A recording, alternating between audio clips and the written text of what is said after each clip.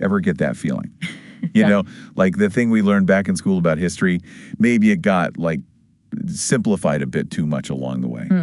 I see what you mean. Yeah, like what if, just imagine for a second, the church and the whole rise of the state. What if it's not that simple? What if it wasn't just one thing leading straight to the other? It's such a classic story, though, isn't it? You've got the church, Middle Ages, all that influence, and bam, powerful states just show up.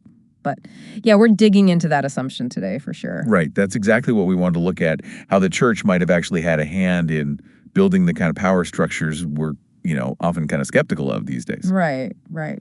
So to get into this, we're going deep on this article from, get this, Free Life. It's a libertarian publication. Ooh, okay. This is going to be good. Yeah. So we're in for some out there thinking, that's for sure. See, now that's what makes these deep dives so interesting. Challenging the usual stories with something, you don't hear every day. Love it. For real. So let's back up for a sec. Back to like high school history class, right? Remember the usual story. Church gets super powerful, influences everything, and suddenly, boom, powerful states. Oh, yeah. It's all those greatest hits they throw at you. Investiture controversy, who gets to pick bishops, church versus the rulers. Then you've got Gelasius the Sand trying to draw lines in the sand, Gregory the Suctor looking to make the church's reach even bigger. And don't forget, they always bring up how even just the language, right? The Vulgate Bible, that Latin translation, that's evidence.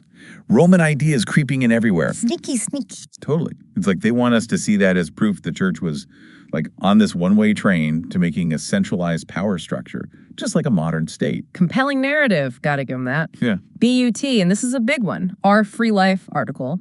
It goes in a totally different direction, like totally throws a wrench in it. Suggests the church wasn't leading to state power. It was trying to stop it. Whoa, okay. Now that is a plot twist I did not see coming. Right. And it's even wilder because the author, Frank Van Dunn, he used to believe that whole church equals state power thing. He did, yeah. Which honestly makes this whole thing even more interesting. The fact that he changed his mind. And now this article, it's saying the church wasn't some stepping stone to big government, but more like a roadblock. So hold on. Are we saying the Middle Ages were completely different from what we usually think? Like the church is holding back big government instead of helping it along? That's the gist, yeah. Get ready to rewrite some history because it gets pretty wild. So the article really digs into how medieval Europe actually worked. And like, it's not what you'd expect. We always think about this like straight line, from kings and queens to the nation state. Like it was inevitable, but it was way messier than that. Okay, so pretend I've never heard of the Middle Ages. Paint me a picture of what's going on that we're missing in the usual story. All right, so imagine instead of one big power, like a king at the top, right? It's like this web. You've got cities, they've got their own laws. Guilds, those tradesmen groups, they're running their own show. Even the church has its fingers in things, but locally. So it's like a bunch of smaller powers all bumping up against each other instead of one giant power structure. Exactly. And this is where the article's like, England. That was weird. England, with the king calling all the shots, that was the exception, not the rule. Most of Europe getting that much power all at once, nearly impossible. It's like the church and all these other systems, they were preventing that from happening. Wait, hold up. So are you saying, like, if I lived in, 13th century France, my life might have actually been more free in some ways than after the Reformation? Yeah. When you've got those big, powerful states everyone's always talking about. That's what's so mind-blowing about this article. They weren't just economic groups, these private law systems. They actually, governed people. And the church was backing them up. They had their own rules, courts, the whole shebang. No way. Yeah. Give me an example. How did that actually work, one of these private systems? Okay, so say you're a merchant, right? Back then, in a city, you think the king's the only one telling you what to do? Nah. Your guild, they're the ones saying what you can sell, what quality, even the price. Built-in checks and balances, but hyper-local. And the church is there, like the referee, making sure no one's going power crazy. Exactly. By supporting all these different little jurisdictions, the church is actually the one stopping any ruler who got any ideas about being all-powerful. That, according to this article, is what stopped the state from becoming what it is today. It's like the church was accidentally the best defense against big government. Wild. Right. But we don't want to call the church libertarian heroes or anything. It's more about, their role was way more complex than we think. And then there's this point about how kings were viewed. It's not just about ruling, it's governing, and that's different. Hold on. Break that down for me. Ruling versus governing. What's the difference in practice for a regular person? Good question. It's something most people don't even think about, but it matters. Like, is it the difference between the landlord who just wants the rent check versus the one who tells you what color to paint your kitchen? Yeah. That level of control? Exactly. You're getting it. And that's where this ties into modern libertarianism. If the church was stopping that governing power back then, maybe there's something to learn for libertarians today. Now that is a big question. But before we get into how this connects to us now, I'm curious.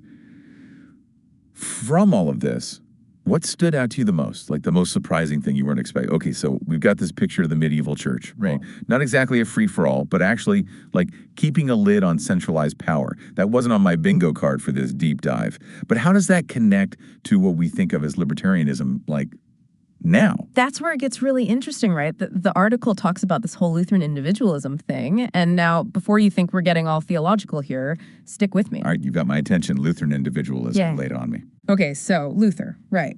Big on individual conscience, your own thing with God. Sounds pretty individualistic, yeah. But the article says that focus, even though it's about religion on the surface, it actually might have made the state stronger in the long run. Unintended consequence, you know? Wait, what? How does that even work? You're saying emphasizing the individual ends up making the state more powerful? Because it's a shift, see? The medieval view, it was all about being part of a community, shared values, duties, all that. But when you put the individual first, like Luther did, well, who gets to decide what those individual rights are? Who protects them? Oh, I see where you're going with this. The state steps in to be the big protector of individual freedom. Bingo. The article's point is, even if modern libertarians want a smaller state, they're still playing by those rules, individual rights that the state guarantees. It's like trying to play a new game with the old rule book. So the medieval way was more like trying to get rid of the rule book entirely, stop the whole state as the ultimate authority thing from ever really happening. Now you're getting it. It's a totally different way of looking at things. It's not about what the state lets you do. It's about a system where there's so much going on, power so spread out that the state never gets that big in the first place. There's this line in the article, really sums it up. The medieval idea of freedom was derived from the conviction that, at least in principle, every act may be publicly questioned as to its justifiability. Whoa. So it's not I do what I want. It's more like I got to be able to explain my actions to anyone and have a good reason. Yeah. That is different. Right. Makes you think about how differently they understood power back then. No kidding. Yeah. But we got to be real here for a sec.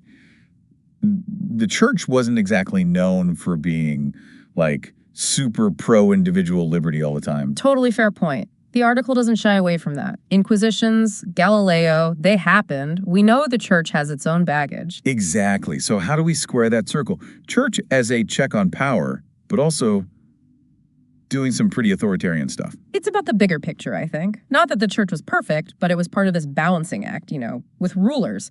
The point is, no one group, king or church, could just grab all the power and do whatever. So it's less about good guys and bad guys, more like understanding how power worked in a completely different world. Exactly. History is messy. Ain't that the truth? And the thing is, once that medieval system broke down, even with its problems, that's when we got the all-powerful state we know and sometimes love, I guess. Something for libertarians to think about. For real. Makes you wonder, what would a truly decentralized system look like now? How do you stop anyone, governments, corporations, from getting too big for their britches? Big questions. And I think that's where we leave it for today. If you've enjoyed this little journey into the weird world of church and state power, remember, there's always more to uncover. Thanks for joining us on this deep dive, everyone. Ever get that feeling?